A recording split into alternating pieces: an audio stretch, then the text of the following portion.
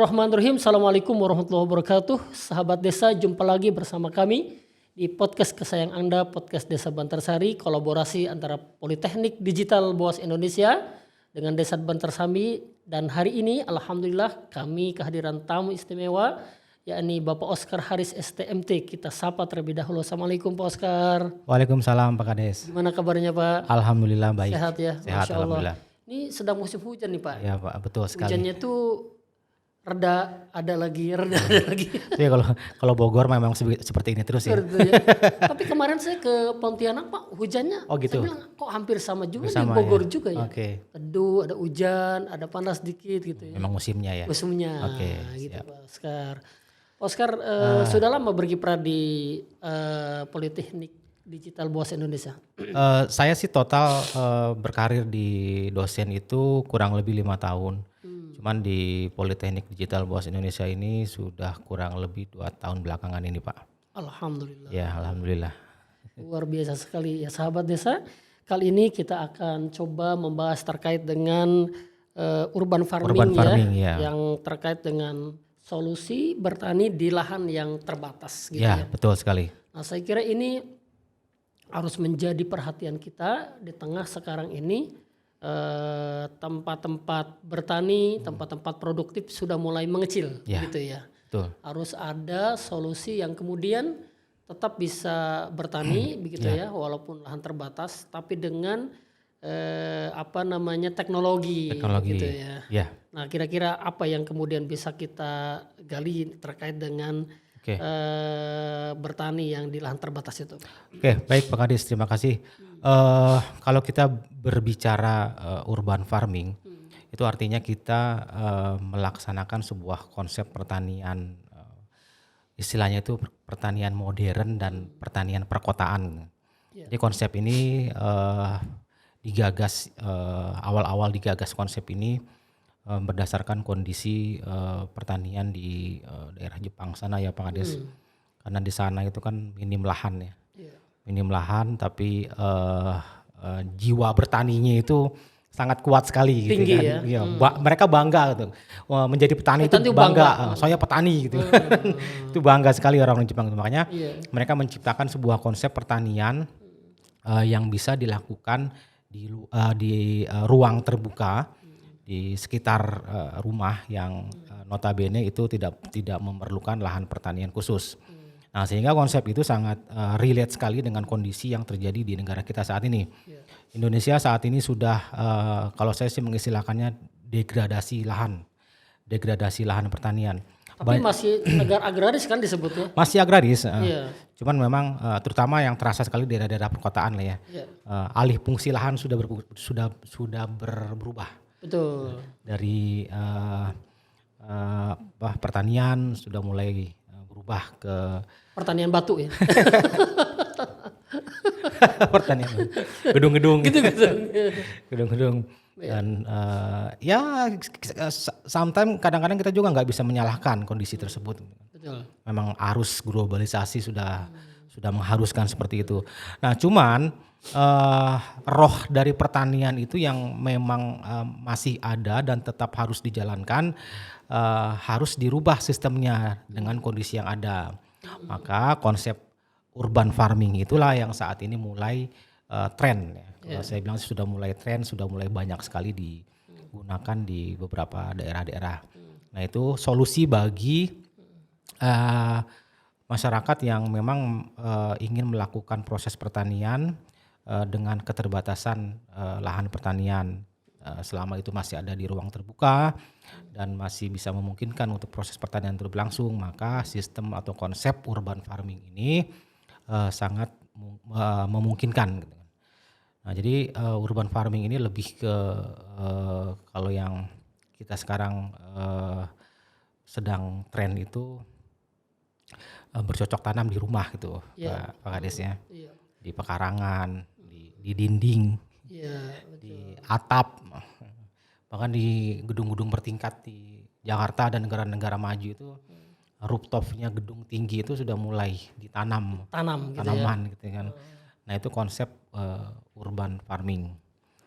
Iya, saya kira gini Pak. Jadi ini kan bagian dari solusi ya terkait Ya. dengan keterbatasan lahan Ya. di perkotaan begitu ya.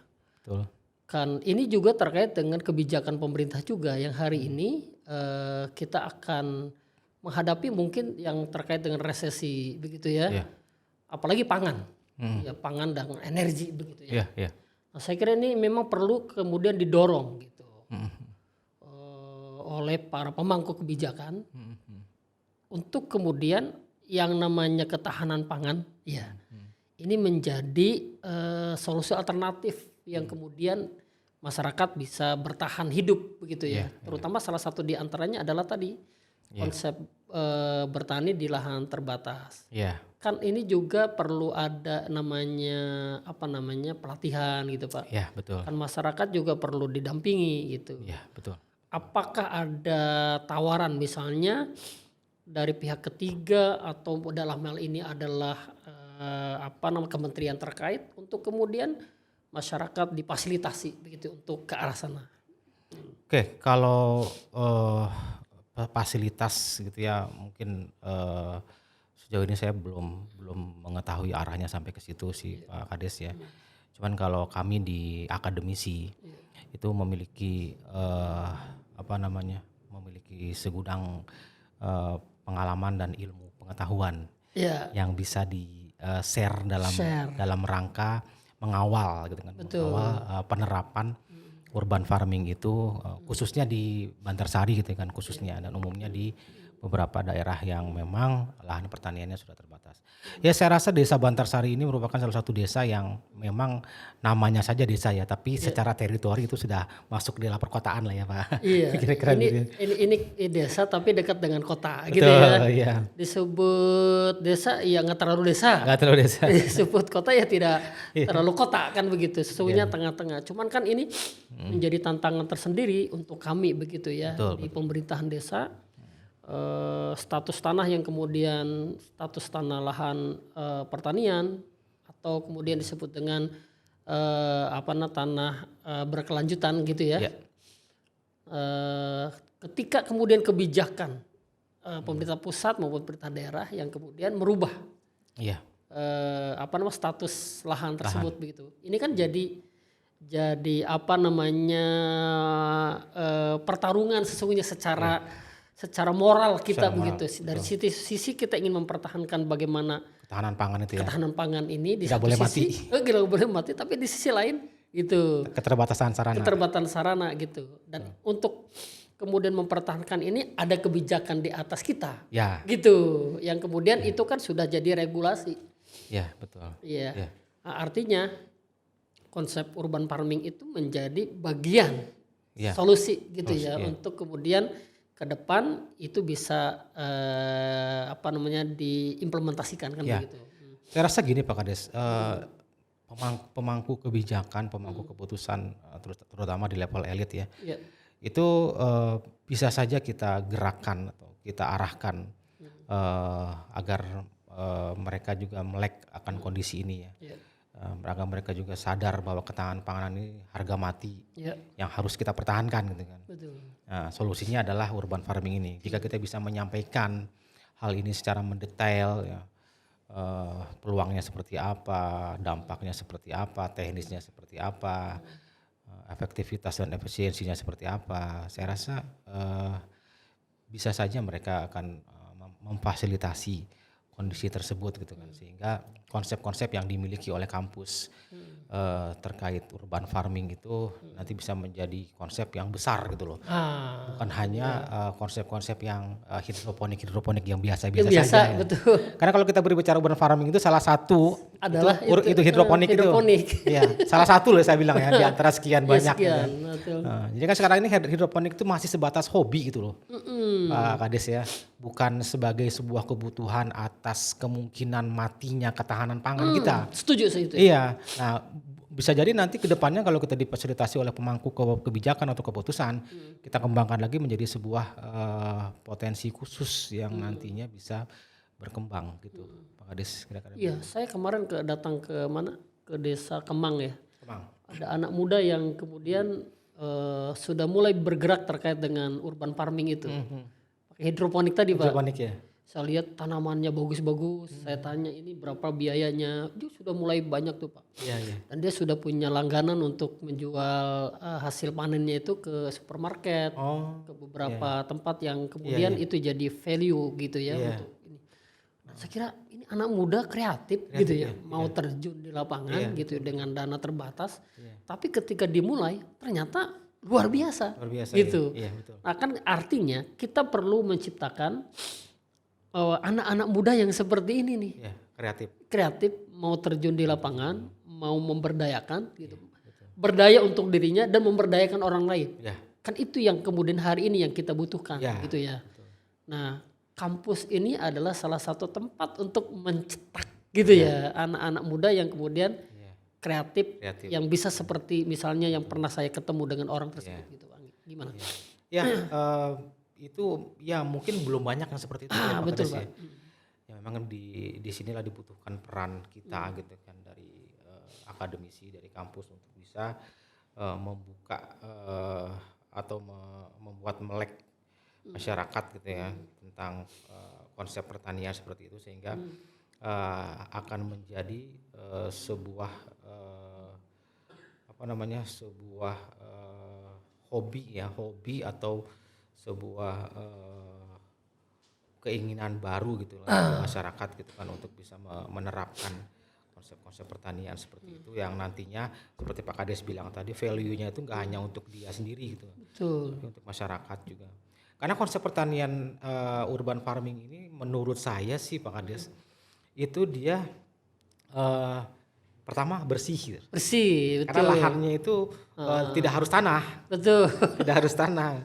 Lahannya itu air sebenarnya itu air yang mengalir gitu kan. Iya. Gitu kan. Terus ya makanya diterapkan di rumah-rumah karena tidak kotor gitu kan. Iya, dan bisa sambil pakai dasi gitu ya. Pakai dasi gitu. Kan. Iya. Terus umur tanamnya juga sebentar. Gitu. Tanamnya sebentar terus kualitas dari hasil pertaniannya Iya, pun nilai juga jualnya bagus. juga Nilai jualnya tinggi, tinggi. Pak. Iya, betul. Betul, dengan petanaman biasa tuh. Nah, kalau ini diedukasi ke masyarakat, saya rasa ini bisa menjadi sebuah hal baru gitu kan. Nah, mungkin nanti peran kampus lah yang akan mengedukasi masyarakat tentang apa itu urban farming. Iya, tadi terkait dengan eksistensi anak-anak muda kita ya Pak. Iya. Yang terjun ke dunia pertanian itu kan masih sedikit saya kira Masih gitu sedikit Pak. ya, Misalnya gini, IPB yang notabene ya katakanlah institut pertanian gitu. Yang kemudian harusnya yang berkiprah di dunia pertanian. Tapi kan implementasinya tidak di situ gitu Iya, ya. iya, betul. Ada di perbankan, ada di wartawan kan begitu. Jadi belum menjadi bertani belum menjadi panggilan, kebutuhan ya, kan begitu. Ya. Kan paradigma ini yang harus kita ubah. Ya, betul. Misalnya dalam konteks kami di Bantarsari gitu ya. Cari anak muda yang bertani itu jarang sekali Pak. Jarang sekali yang mau. Orang tuanya gini, punya narasi begini, narasi orang tuanya. Iya. Kamu jangan seperti ayah ya, jangan seperti kami bapak-bapak yang kotor, panas gitu ya. Kamu harus beli maju. Iya, kamu dikuliahin, dibiayain sekolah untuk jadi orang hebat, sukses bekerja, bukan di sawah gitu, bukan di ladang, tapi di luar. Ya. Itu kan narasi yang kemudian menjadi sesuatu Terdoktrin gitu ya. Terdoktrin ke terdoktrin. Jadi di mindsetnya orang tua sekarang sukses itu kalau kita bisa kerja, Tidak kotor-kotoran. tidak kotor-kotoran, tidak bertani, Iya, betul. itu dikatakan sukses. Iya. Tapi kan sebenarnya esensi dari sukses itu banyak sekali ya Pak Kades ya. Iya, akhirnya kan kemudian begini, tidak ada generasi petani, generasi pertanian. Iya, betul. Yang melanjutkan estafet mereka orang tua yang telah berjuang di pertanian. Jadi ketika orang tuanya meninggal punya lahan pertanian, akhirnya tidak digarap kan? Iya. Akhirnya kemudian dijual begitu ya di pihak-pihak lain gitu ya. Nah, ini kan tidak kemudian ada Estafet. generasi penerus ya. Betul. Sehingga kan yang tadinya pertanian menjadi berubah jadi pemukiman. Iya. Kan itu mah sudah jadi hukum alamnya begitu ketika kemudian tidak ada lagi yang bertani gitu. Betul. Nah, ini yang jadi PR kita lah untuk kemudian merubah mindset anak-anak kita, anak-anak muda bahwa bertani, bercocok tanam begitu ya, Iya. di lahan terbatas maupun tidak, itu sesuatu yang kemudian bisa memberikan kebahagiaan untuk dirinya, orang lain. Begitu. Iya. Bahwa menanam juga adalah ibadah, kan begitu. Betul, betul. Itu narasi ini sesungguhnya yang Ya, telah hilang di kita begitu ya. harus diluruskan Harus tuh ya. diluruskan. Kayak misalnya begini, kita pernah dapat informasi ya, bahkan instruksi gubernur Jawa Barat agar anak-anak muda yang milenial itu disiapkan lahan 2000 meter gitu ya. Kemudian disupport pembiayaannya terkait dengan mereka yang mau berkiprah di dunia pertanian begitu. Iya. Cuman sampai hari ini mana nih anak muda yang kemudian berkiprah di tempat tersebut, dan kita sampai hari ini belum ketemu portofolio anak muda yang tadi berhasil mengelola pertanian yang hanya 2000 meter yang kemudian disiapkan oleh pemerintah provinsi begitu ya. Iya, iya. Ya, mungkin nanti ke depannya kampus akan membuat sebuah konsep penerapan atau edukasi tersebut ke masyarakat gitu, Pak Kades, sehingga nanti memang rohnya pertanian ini tidak mati dan ketahanan pangan kita terus berlanjut, Betul. terutama di konsep urban farming ini, Pak. Betul. Jadi sekarang ini sesungguhnya pemerintah pusat melalui dana desa Pak, itu ada alokasi untuk ketahanan pangan 20% dari dana desa. Oh iya. Jadi ini udah betul nih pemerintah pusat ya, dalam rangka menghadapi resesi begitu ya, kita akan krisis pangan segala macam. Sudah bagus tuh regulasinya untuk ketahanan pangan 20%. Iya. Desa menganggarkan begitu ya. Iya. Nah, apalagi di teman-teman kami misalnya di desa-desa yang lebih kota kayak Gunung Putri gitu Pak ya. Oh iya. Yang sudah banyak perumahan gitu ya. Pabrik. Pabrik gitu. Tapi saya lihat itu mulai bagus tuh untuk kemudian menerapkan tadi urban farming Urban tadi. farming ya. Di pekarangan-pekarangan mereka panen cabai, Panen cabai. panen tomat. Iya. Kebahagiaannya luar biasa tuh. Iya, betul, betul. Terlihat begitu ya. Kemudian bioplok lele Oh, Dumbo iya. begitu ya. Ah, Saya bilang keren ini. Iya. Kalau kemudian itu terus berlanjut gitu Iya, ya Pak. Sampai kemudian dananya bisa muter. Wah, betul, betul. sesuatu itu sudah bagus saya kira gitu ya. Tinggal bagaimana kemudian terutama bagi yang perdana itu kan perlu pendampingan Pak. Wah, iya. Dari tim ahli Iya. pertanian gitu. Atau Iya. yang di bidang ketahanan pangannya begitu.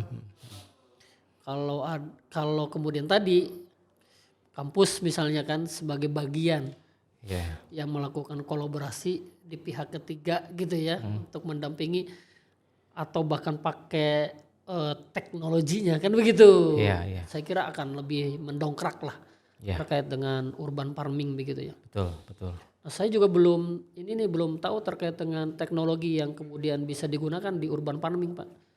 Ya, jadi kalau kita berbicara urban farming itu ada beberapa konsep, ada beberapa teknik lah. Iya. Ada yang namanya NFT atau net flow teknik, terus ada yang namanya DFT, deep flow teknik, terus ada Dutch bucket, terus ada aquaponik. Jadi aquaponik itu kolam ya, sekaligus kita bertani di atas kolam. Wih, Misalnya kita nanam lele gitu kan. Nah, di situ juga kita bertani gitu. Jadi dua fungsi. Jadi kita nanti hasilnya kita bisa memanen ikan, bisa memanen juga sayur-sayuran atau apapun yang kita tanam. Terus ada juga yang namanya aeroponik gitu kan. Aeroponik itu yang sering trennya itu apung. Konsep pertanian apung gitu kan. Nah, itu adalah metode-metode urban farming yang sedang tren Pak Kades ya. Kalau di FT itu dan NFT net flow teknik itu yang hidroponik itu. Kalau net itu dia miring ya. Jadi dia media tanamnya miring sehingga sirkulasi airnya itu dari sumber air yang kita ciptakan dengan nutrisi tertentu itu akan dialirkan ke tanaman dan balik lagi ke tangki penampungan. Jadi gini, yang saya bilang tadi bahwa contoh yang saya ambil di urban farming ini hidroponik gitu ya. Hidroponik itu dia tidak perlu tanah Pak Kades ya. Betul. Jadi kita bikin media tanam yang kita semai bibit terus kita tanam di netnya itu, terus nanti dialiri oleh air. Air itu nggak boleh berhenti, bersirkulasi terus. Nah airnya inilah yang kita beri nutrisi, nutrisi A sama nutrisi B, sehingga komposisi nutrisi itulah yang nantinya akan mensuplai tanaman terus secara kontinu, secara tidak terputus gitu loh, terus menerus. Nah disitulah terjadi pertumbuhan tanaman. Nah, jadi bukan tanah sebagai media tanamnya. Terus yang tadi saya bilang Dutch bucket juga itu seperti seperti ember gitu ya, ember atau kotak bejana lah gitu ya. Itu juga nggak pakai tanah, jadi dialiri aja gitu kan, pakai air yang mengalir gitu. Nah itu di situ kita bisa nanam melon, bisa nanam pakcoy, bisa nanam selada, bisa nanam cabai, bisa nanam tomat, bahkan padi pun sudah mulai tanam di situ ya? Sudah mulai ditanam ya. Memang belum inilah ya, butuh riset yang lebih jauh lah ya. Tapi sudah mulai gitu loh Pak Kades untuk bisa menanam di tanaman hidroponik salah satunya. Nah, jadi ya memang teknik-teknik urban farming itulah nantinya yang perlu kita edukasi ke masyarakat. Itu yang paling penting. Ya, teknik-tekniknya, ilmu-ilmunya lah gitu kan. Ya. Yang perlu diedukasi sehingga masyarakat menjadi melek gitu kan, melek knowledge gitu kan tentang urban farming tersebut. Sahabat desa, ini menarik sekali. Saya kira tema ini penting untuk kemudian dijadikan sebuah bahan khusus agar masyarakat juga melek dan mau. Yang penting kan mau, ya Pak. Ya, betul. Yang penting kemudian memulai. Ya. Agar terlihat bagaimana proses yang kemudian dilakukannya. Iya, betul. Sehingga apa yang kurang, apa yang lebih bisa terlihat, bisa terevaluasi begitu ya. Nah kami juga bisa berharap sekali bahwa urban farming yang di Bantarsari, terutama yang masyarakat yang punya keterbatasan lahan, bisa kita edukasi sehingga mereka kehatanan pangannya bisa terjaga sesuai dengan instruksi dari Presiden kita Pak ya. Tidak mati ya. Tidak mati. Ketahanan pangannya hidup Oscar, terus. Closing statement nih. Apa yang perlu kita sampaikan secara singkat kepada masyarakat agar urban farming itu bisa terrealisasi dengan baik? Jadi gini, berbanggalah kita memiliki warisan nenek moyang kita sebagai seorang petani. Mantap. Ya. Berbanggalah gitu kan, karena bertani itu bukan hal yang memalukan, bukannya hal yang rendah gitu kan. Tapi justru dengan bertani kita bisa memakmurkan diri kita dan masyarakat, bisa memberikan pangan gitu kan, bisa mengolah pangan, bisa menghasilkan pangan dari apa yang kita olah, sehingga hal itu juga berdampak pada penghasilan gitu ya, sebagai penghasilan dan hobi. Nah dari kondisi itu maka kita perlu mempelajari teknik-teknik bertani yang baik. Nah teknik bertani itu teknik-teknik yang konvensional sudah mulai kita tinggalkan seiring dengan degradasi lahan pertanian itu. Nah, kita sudah mulai beralih ke yang namanya urban farming. Nah, pertanian konvensional tidak ada yang salah, gitu kan. Cuman karena memang kondisinya sekarang ini kita sudah mengalami degradasi lahan pertanian sehingga urban farming sudah mulai harus ditumbuhkan, sudah mulai harus dilaksanakan. Jadi berbanggalah menjadi petani dan pelajarilah teknik-tekniknya. Masya Allah, luar biasa sekali. Saya kira ini tema yang cukup menarik. Kita perlu juga bahagia dan juga membahagiakan orang lain lewat pertanian yang terbatas. Berdaya dan memberdayakan orang. Dari desa untuk Indonesia. Assalamualaikum warahmatullahi wabarakatuh.